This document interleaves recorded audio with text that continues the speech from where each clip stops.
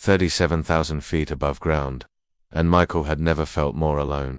His 9-month-old daughter, Emma, was screaming that raw, desperate cry that makes strangers stare. Every passenger was glaring, judging.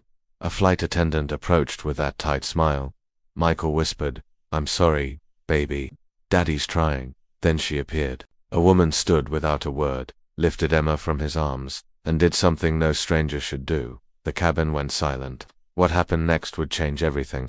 The red-eye from Boston to Portland was supposed to be simple. Michael had planned everything, but Emma started wailing over Ohio. He tried everything: bottle, pacifier, rocking, lullabies. Nothing worked. Michael felt the familiar shame. 8 months ago he couldn't change a diaper. 8 months ago, his wife Sarah was supposed to be here. But Sarah held Emma exactly once 47 seconds before the hemorrhaging started. Before we did everything we could. The woman didn't ask. She simply said, "Give her to me."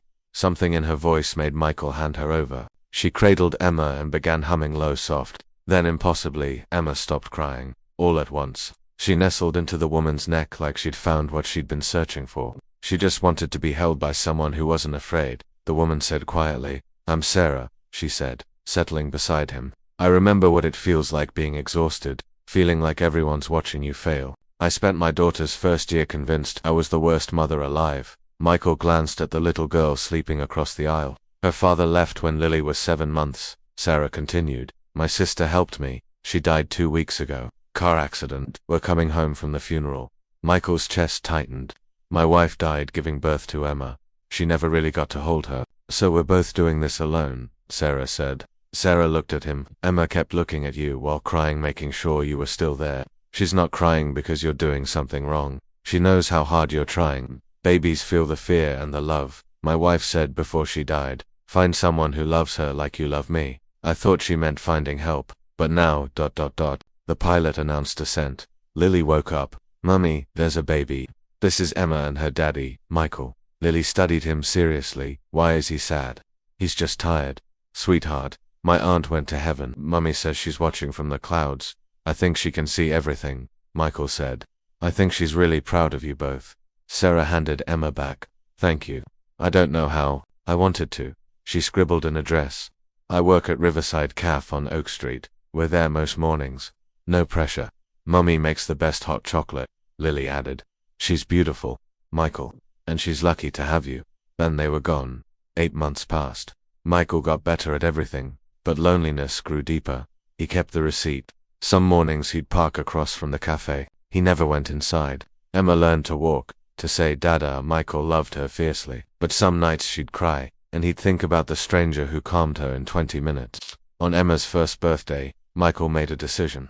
He dressed Emma and drove to Oak Street. He almost turned around, but Emma said clearly, "More." Michael laughed. "Okay, Emma, more, it is." The bell chimed. A little girl looked up. "Mummy, it's the airplane man with baby Emma." Sarah nearly dropped her coffee pot. She turned and froze. Emma pointed at Sarah. "Mama." Sarah came around the counter, tears streaming. "You came." "I almost didn't, about 100 times." "Then why?"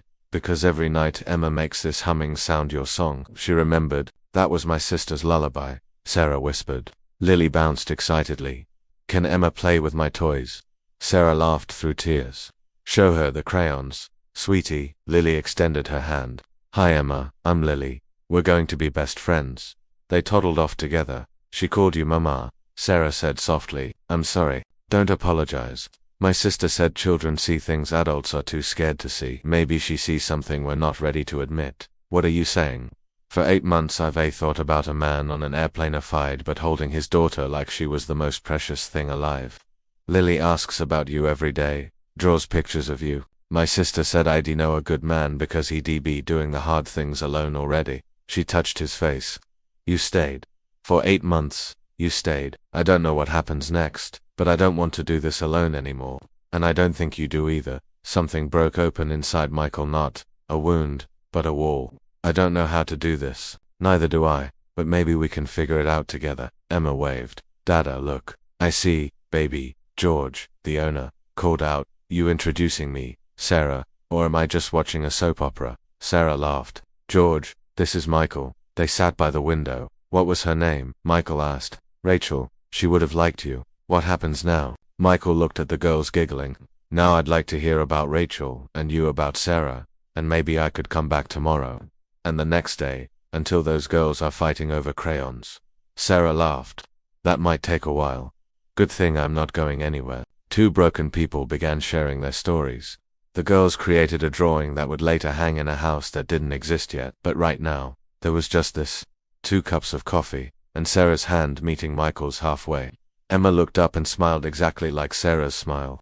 Dada, she said, pointing at her drawing. Look, family. Yeah, Emma, Michael said, voice thick with hope. Family.